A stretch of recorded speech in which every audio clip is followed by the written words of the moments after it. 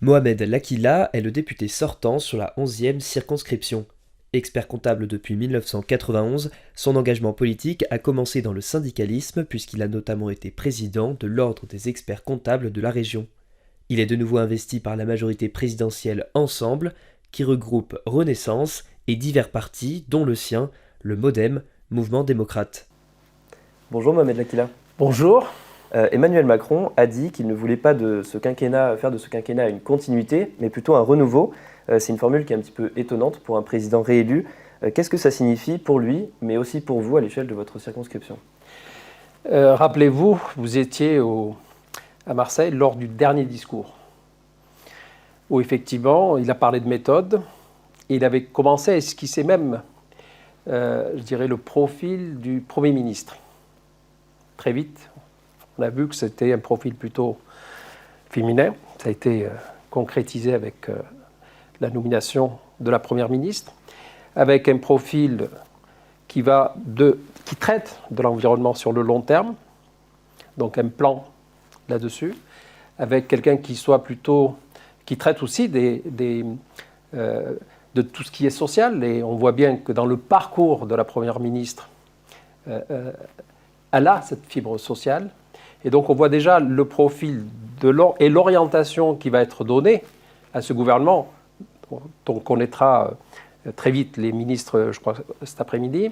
On voit l'orientation qui est donnée, sur le long terme, avec toute la question de l'environnement, du climat, au centre de nos politiques publiques, et sur le long terme. Donc c'est 5 ans, d'accord, mais un mandat c'est 5 ans, mais il faut se projeter sur le long terme. Et je crois qu'au niveau de la ligne qui va être celle de ce mandat-là, on a commencé d'ailleurs, précédent mandat, à voter des textes, à élaborer des stratégies sur le long terme. Quand on parle de climat, quand on parle de la relance au niveau de l'économie, à chaque fois on se place à 2030, à 2050, etc. Donc d'abord, avoir une stratégie du long terme. Et je crois que c'est quelque chose de fondamental dans tout ce qui sera proposé aux Français, et dès la rentrée, avec notamment les retraites, c'est quelque chose qu'on élabore pour le long terme.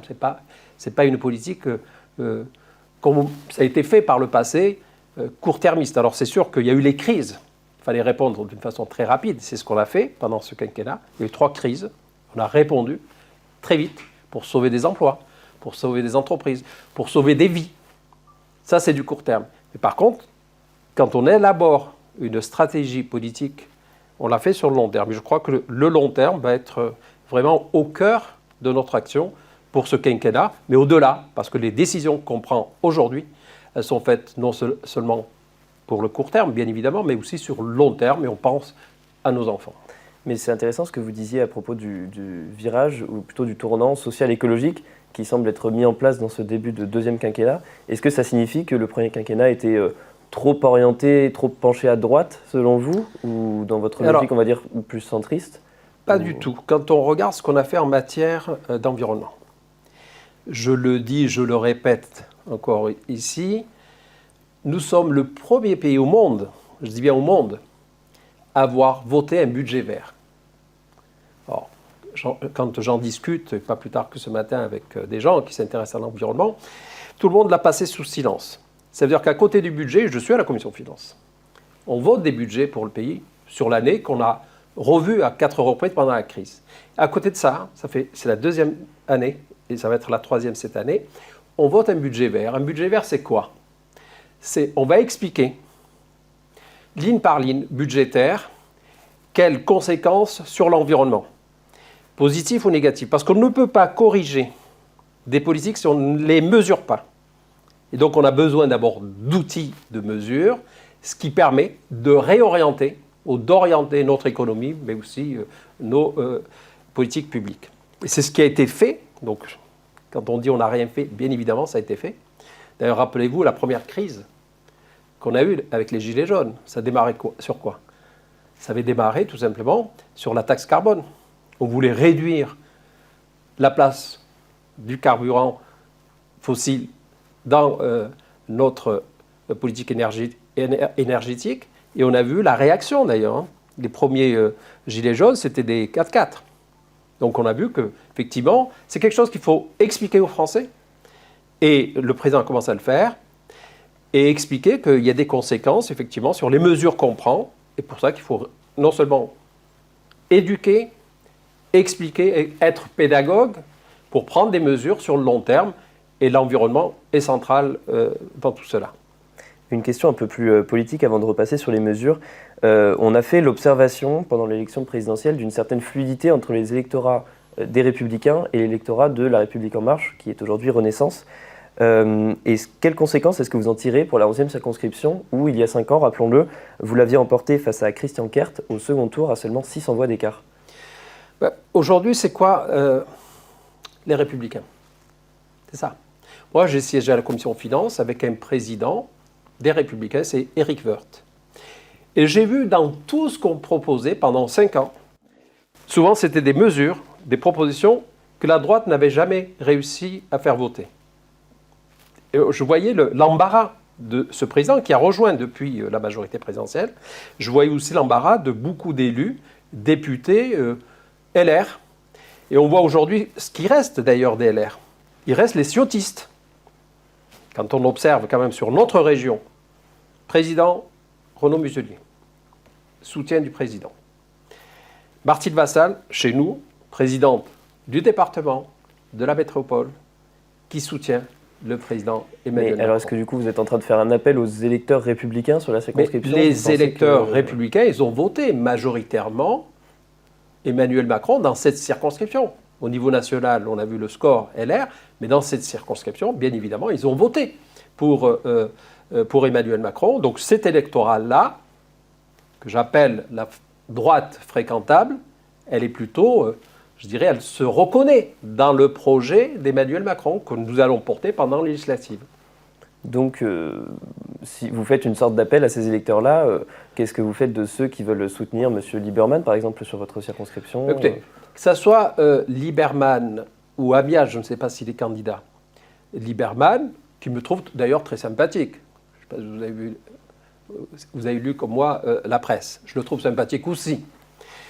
C'est vrai qu'il y a très peu d'espace pour des gens qui sont déjà proches de la majorité présidentielle. Donc aujourd'hui, je ne vois pas tellement l'apport des gens qui sont déjà proches de nous. Alors, on peut même analyser ça comme des candidatures dissidentes. Les vrais adversaires, finalement, de notre politique, c'est qui? C'est le Front National, représenté par l'ancien maire de chez nous, de Cabriès. C'est le Front National, c'est comme ça que je l'appelle. Voilà. Oui, alors aujourd'hui, c'est le Rassemblement National. On a déjà eu c'est le Front National, on a eu cette discussion. Pour moi, c'est toujours ceux qui portent des idées infectes. C'est Piano, qui a été déjà condamné pour des propos racistes et qui se présente, qui est candidat, effectivement, sur cette circonscription. Pour moi, c'est ceux-là, nos adversaires, en priorité. Ensuite, il y a les démagogues. Il y a celui qui veut se faire élire Premier ministre. Se faire élire Premier ministre, alors qu'on est dans des élections législatives, on élit d'abord le député, et le Premier ministre, elle a été désigné. Et c'est le président, effectivement, qui nomme le Premier ministre. Alors, il y en a un, je ne sais pas, ils viennent d'inventer quelque chose qui n'existait pas, en tout cas dans notre démocratie, c'est élire un Premier ministre. Peut-être que c'est une formule tout simplement. Juridiquement, c'est effectivement correct. Il y en a qui le croient. Il y en a qui le croient.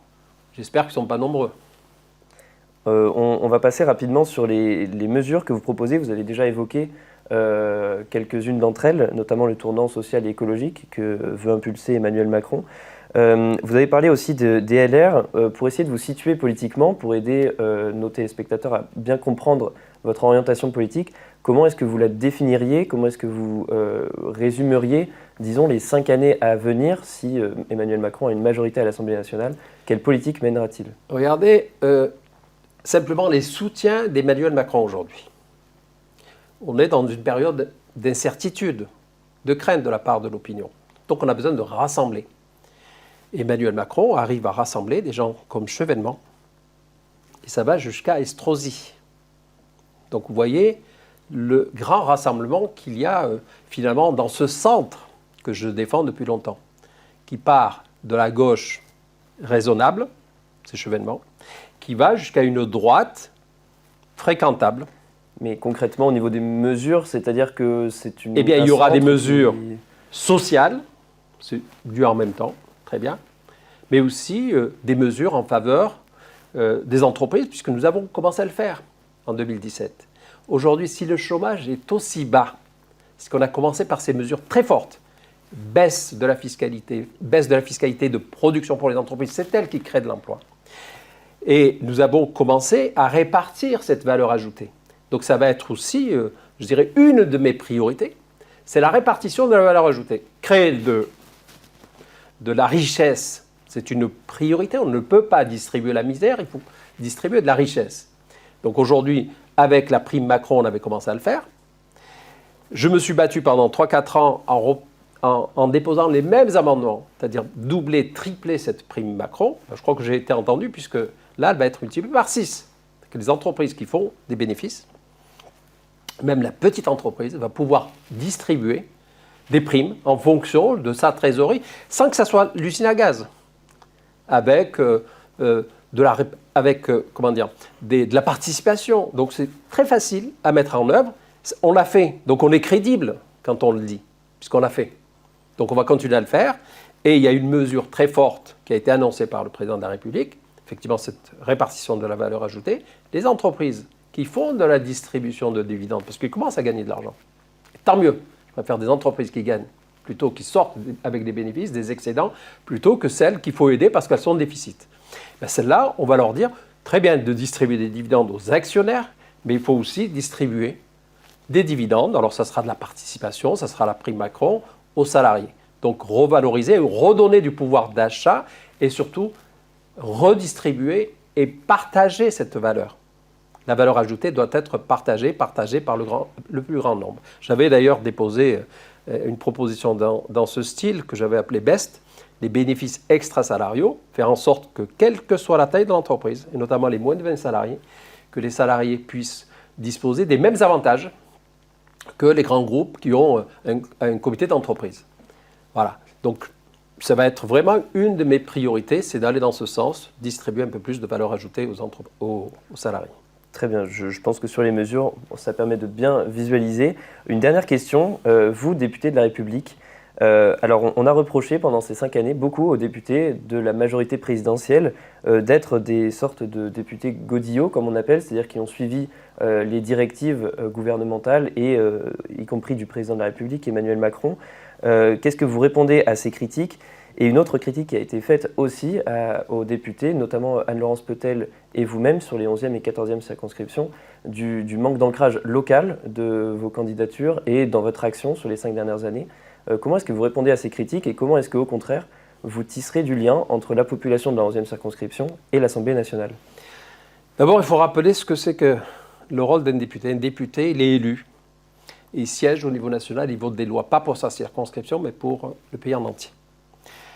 Il m'est arrivé de voir quelques députés, y compris de notre département, ne jamais siéger à Paris. Ah, c'est sûr qu'on devait les voir dans tous les marchés, tous les restaurants, tous les bars du coin. Mais ils ne faisaient pas leur job de député. Un député, il est à Paris, avec ses équipes, il travaille sur des lois, et ensuite, il a l'autre rôle de contrôle du gouvernement. Donc il y a un travail qui est fait au niveau national. Et donc ne pas voir les députés plus sur le terrain, j'allais dire, ça va de soi, parce qu'il y a un travail quand même législatif qui est important. Par contre, bien évidemment, les week-ends, on est sur le terrain, voire même le vendredi parfois. Vous savez, quand on est en période de loi de finances, on a toute la semaine à Paris. Je termine parfois le dimanche, parce qu'il faut voter des lois avant la fin de l'année notamment. L'ancrage local, on l'avait par le passé, quand il y avait le maire qui était député, c'est plus le cas. Et je dis, tant mieux, parce qu'il faut vraiment consacrer beaucoup de travail législatif. Contrôle, on ne contrôle pas suffisamment les lois qu'on vote. On vote des lois, on a des décrets, mais ensuite il faut les contrôler. Et c'est le rôle du député. Et c'est ce que je me suis employé à faire. Je ne vais pas rentrer dans le détail de toutes les missions que j'ai eues sur le terrain pour contrôler justement toutes les lois qui ont été votées. Il y en a une notamment sur le droit à l'erreur, où j'ai été voir dans les administrations pour voir réellement ce qu'ils faisaient. Mais dans toutes les régions, il faut le voir. pas uniquement sur sa circonscription. Donc, c'est un travail qui est très prenant. Il faudrait peut-être davantage encore de moyens à la disposition des députés pour pouvoir contrôler le gouvernement. Très bien. Donc du coup, si je comprends bien, le rôle de député, vous le concevez de manière nationale plutôt que locale. Il est national. C'est pas le cas de tous les candidats, il faut le dire, et qui permet. Il est national. C'est comme ça parce qu'on ne vote pas une loi pour sa circonscription, qu'on défende, j'allais dire, des entreprises. C'est ce que je fais sur mon territoire, bien évidemment, parce que je suis proche de ces entreprises, je les vois, ils prennent rendez-vous, on porte des dossiers au niveau national pour aider ces entreprises. Et on en a quelques-unes, d'ailleurs, à l'Arbois ou au Mille, où j'ai porté des dossiers directement auprès des ministres et je les ai défendus. Quant au député Godillot, il suffit simplement tout est enregistré. On peut y aller voir, effectivement, lors des discussions, que ce soit en commission ou dans l'hémicycle, les discussions qu'il y a parfois rudes. C'est des batailles qu'on a avec le gouvernement. Donc on ne vote pas d'une façon complètement... nous sommes d'abord, avant tout, des hommes libres. En tout cas, moi, je me considère comme un homme libre. Très bien. Mohamed Lakila, je vous remercie d'avoir répondu à mes questions. Je remercie aussi nos téléspectateurs d'avoir suivi cet entretien. Et je vous donne rendez-vous très rapidement pour suivre les prochaines interviews des candidats des 11e et 14e circonscriptions des Bouches-du-Rhône. Merci à vous. Merci. Et à la prochaine.